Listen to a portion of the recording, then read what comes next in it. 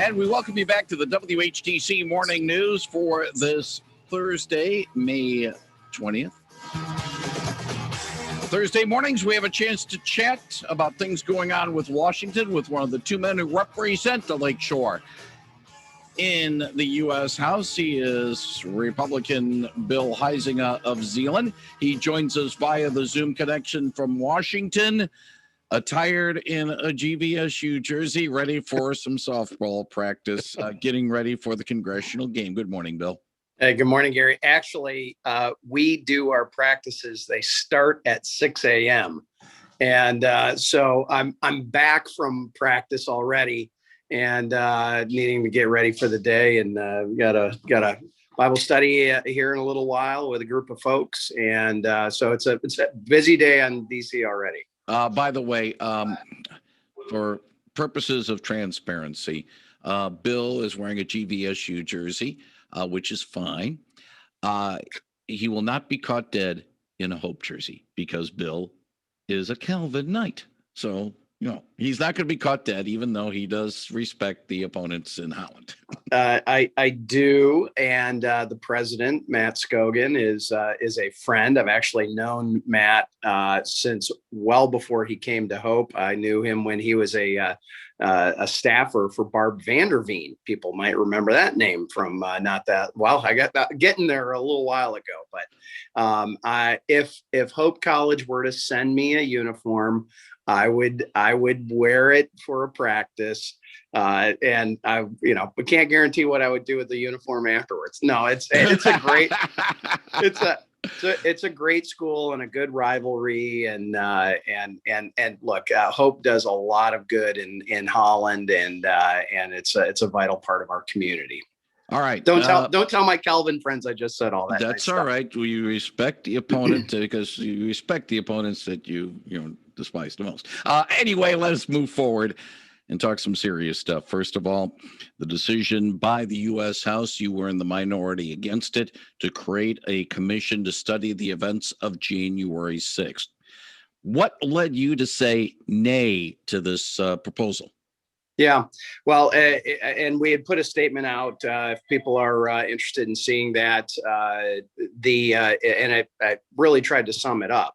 The devil is in the details on this, and there is a broad consensus that there are issues that need to be looked at, which is why the FBI and a number of DHS and the Department of Homeland Security and a number of other folks are already doing some investigations into that, and various committees that are. However, this particular piece of legislation, we have to remember where it came from, right? And it started out as an extremely partisan proposal by Speaker Pelosi. And while they tried to tout this as a nonpartisan, balanced commission, it really wasn't. And that is so. Here's a couple of examples. The Democrats would get to hire all of the staff and all of the senior staff. They also would be in control of all of the information and all of the requests. And it's like, well, if you don't have equal access to the information and don't have equal access to make sure that work is being done in a fair and balanced way, the outcome is doubtful. And I wish they had actually come up with more of a actual 9/11 type commission structure, because I think myself and a lot of other folks would be far more inclined. In fact, in my statement, what I said is that if the Senate fixes this and sends it back to the House, I'm going to give it very serious consideration. So it has nothing to do with the fact that January 6th was not acceptable. This was another partisan step towards that, and doesn't really bring us towards healing. Now, Peg Nickel has been looking at the text of the actual bill, and she has a couple of questions for you on that. Well, just very briefly, I guess the first question I have is, do you think somebody hired to work on this commission would not want to seek the truth? Are you suggesting that somehow seeking out the truth is a partisan value? Peg, come on. Seeking out the truth is partisan? No. However, there are political agendas that are out there. We know this. I don't know if you noticed this, but Nancy Pelosi did a little jig and the Democrats cheered when this thing passed yesterday. And again, look at the origins of where this came from. They're trying to drag this into next year and into the next election. Why? Because Joe Biden has been a disaster for our economy. I mean, it's like Jimmy Carter reemerged, with gas lines and conflict in the Middle East. So this is a distraction. This isn't towards healing. So what needs to happen? And so getting back to your very specific question, if we're really all about the truth, let's look at what has been happening with the Capitol Hill Police and the politicization of the Sergeant at Arms and the Capitol Hill Police. We had another police officer that was killed seemingly in a terrorist attack on Easter. There was somebody who charged the Capitol again. It took until last week for the FBI to finally determine that the baseball shooting that almost killed Steve Scalise was actually a terrorist event rather than suicide by police officer.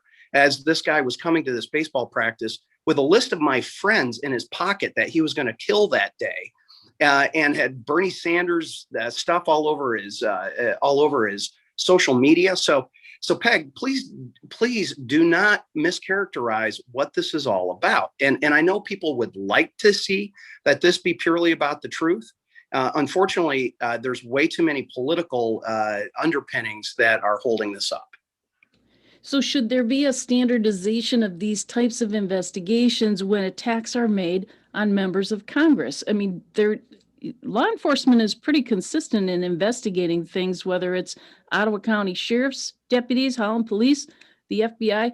Are you saying that they're not consistent in their investigative process?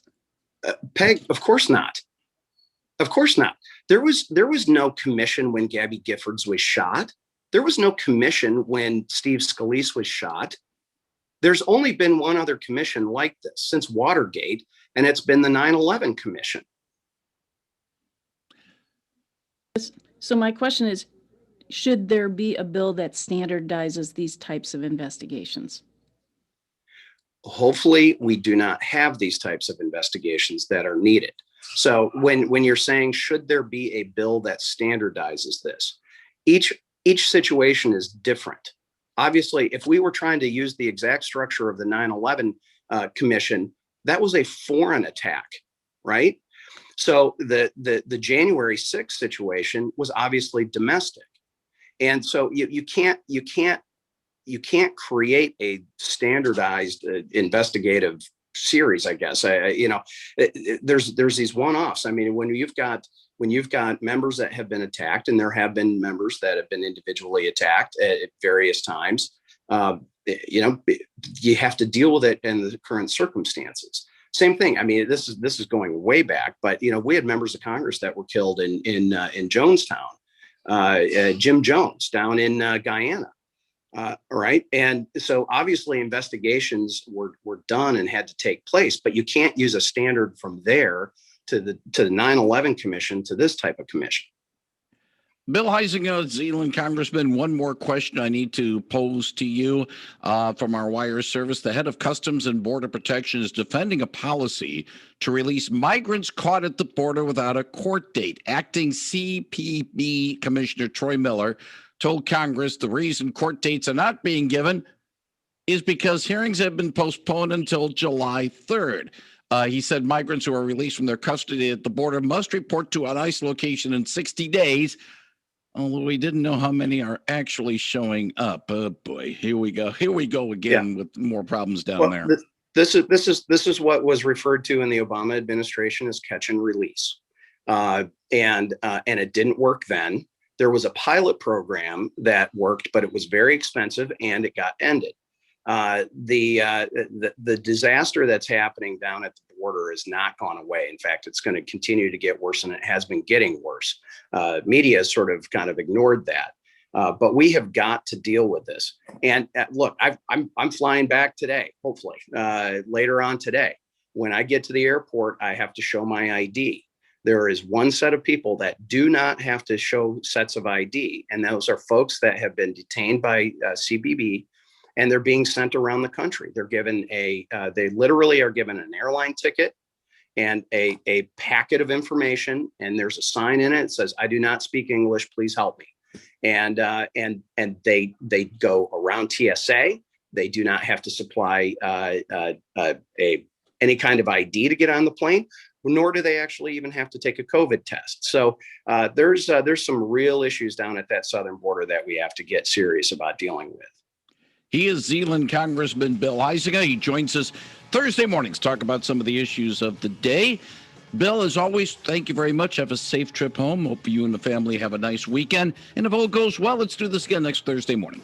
Sounds good, Gary. Talk to you later. Thank you very much, Bill Huizenga, 99.7 and 1450 WHTC.